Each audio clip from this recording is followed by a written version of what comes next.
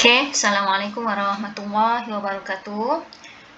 Untuk kelas pendidikan seni visual tingkatan 4 hari ini, kita akan membincangkan di bawah bidang sejarah dan apresiasi seni visual, yang mana tajuk 1 adalah berkaitan alat kebesaran dan perhiasan diraja. Jenis alat kebesaran dan perhiasan diraja menjadi simbol kedaulatan raja dan negeri yang diperintah. Setiap negeri mempunyai alat kebesaran dan perhiasan diraja yang berbeza, diguna pakai dalam majlis atau istiadat tertentu, direka dengan keunikan tersendiri. Maknanya, jenis alat kebesaran dan perhiasan diraja ini, setiap negeri mempunyai perhiasan ataupun alat yang berlainan dan ia diguna pakai semasa majlis atau istiadat tertentu. Merupakan warisan bangsa. Merupakan warisan bangsa untuk didedahkan kepada generasi kinilah. Maksudnya kita. Kita sebagai generasi kini perlu tahu dan perlu memahami agar lebih menghormati institusi ini. Okey, apa yang akan kamu pelajari untuk hari ini adalah kamu hanya akan menyentuh berkenaan alat kebesaran diraja sahaja. Okey, untuk perhiasan diraja kita akan sentuh pada kelas berikutnya. Berikut adalah alat kebesaran diraja yang digunakan oleh Seri Paduka Yang di-Pertuan Agong dan Raja Pemaisuri Agong dalam upacara rasmi. Yang pertama adalah cokmar. Yang kedua adalah cogan alam. Yang ketiga adalah cogan agama. Yang keempat adalah keris panjang. Yang kelima adalah tombak berambu. Yang keenam adalah payung ubur-ubur kuning dan yang ketujuh adalah pedang keris panjang dan sundang diraja. Okey, kita akan sentuh dulu cogan alam. Diperbuat daripada perak berukuran sebatang tongkat berukuran 162.66 cm. Ini adalah kepanjangan dia lah. Kamu dapat lihat pada bahagian gambar yang ditunjukkan ini. Struktur bulatan pada bahagian hulu. Ini adalah struktur bulatan lah. Ukiran anak bulan emas dan bintang emas di atas bulatan. Bulan dan bintang. Sekeliling bulatan terdapat lambang emas 11 buah negeri tanah Melayu. Okey, bahagian mana yang ni?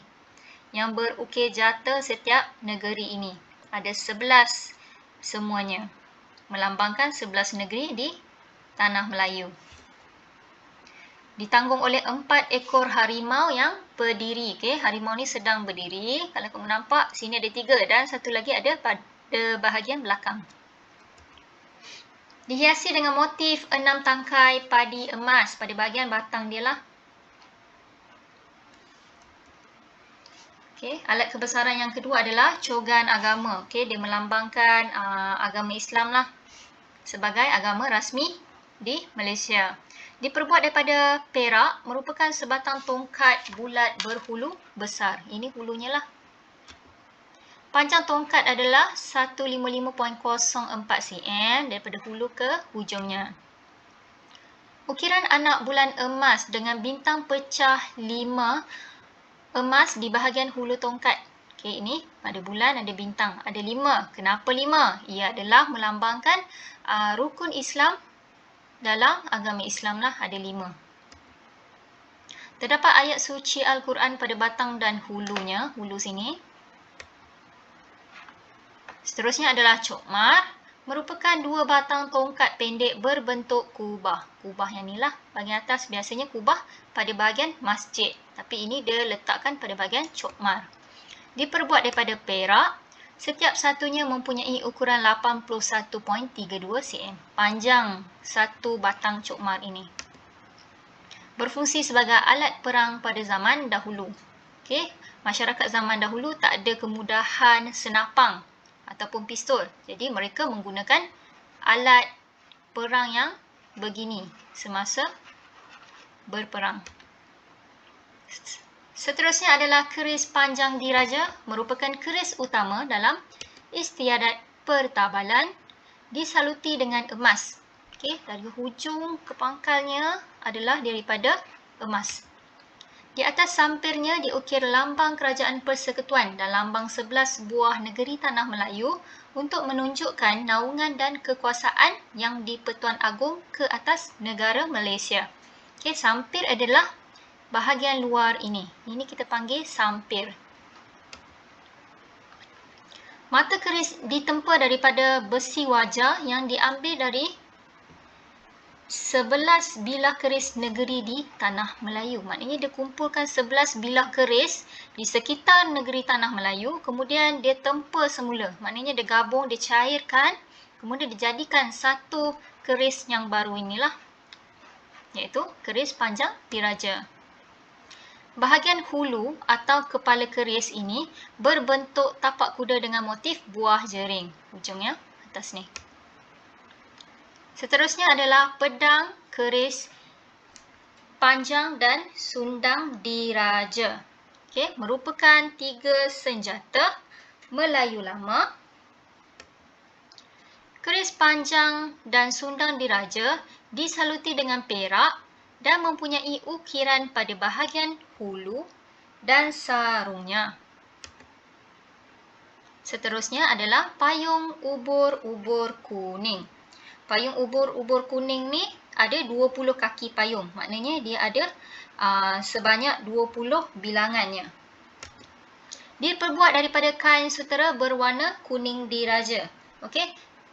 Pada bahagian ini dibuat menggunakan kain sutera. Dia tak pakai kain biasa. Dia menggunakan kain sutera yang dikhaskan untuk pembuatan payung. Berwarna kuning. Sebab apa? Sebab warna kuning ini adalah warna yang dipandang mulia oleh orang Melayu dan menjadi lambang kebesaran Raja-Raja Melayu. Terdapat anak, bulan dan bintang pada puncak payung. Okey, beratas ni. Tombak berambu. Terdapat 20 batang tombak berambu. Yang ni pun sama juga dengan payung tadi. Payung ada 20, yang ni ada 20 batang juga. Mata tombak berlok 3. Lok maksudnya adalah biasanya kalau kamu tengok pada bahagian keris berliku-liku tu. So yang ni adalah lok. Kalau dia cakap kat sini ada 3 lok. Sini ada 1. Yang ni dia pusing ke sini pula 2 dan 3. Okey. Kalau kamu nak senang nampak, jap. Saya akan cuba lukiskan pada bahagian ini. Ni dia akan jadi macam ni. Lok 3. Okey, ini kita panggil lok. Diperbuat daripada tombak pusaka dari 11 buah negeri di Tanah Melayu. Sama juga dengan keris panjang diraja. Dia kumpulkan tombak pusaka. Okey, alat kebesaran diraja dan Raja Pemaisuri Agong. Maknanya kata kita akan tengok kat sini. Setiap peralatan ini mempunyai simbol yang tersendiri. Sebagai contoh, yang pertama adalah cogan alam. Dihiasi dengan motif 6 tangkai padi, simbol keteguhan, keutuhan dan kesepaduan antara negeri. Cogan agama diukir dengan ayat Al-Quran pada hulunya, simbol kesepaduan negeri berteraskan agama Islam. Yang ketiga adalah cokmar, kepala berbentuk kubah, simbol kekuatan, kekuasaan dan kebesaran. Keris panjang diraja, matanya ditempah daripada besi wajah, keris utama dalam istiadat pertabalan, simbol kebesaran dan kekuasaan negara. Pedang, keris panjang dan sundang diraja merupakan senjata Melayu lama, simbol kekuasaan, kekuatan dan kebesaran. Payung ubur-ubur kuning diperbuat daripada kain sutera, simbol kebesaran Raja-Raja Melayu.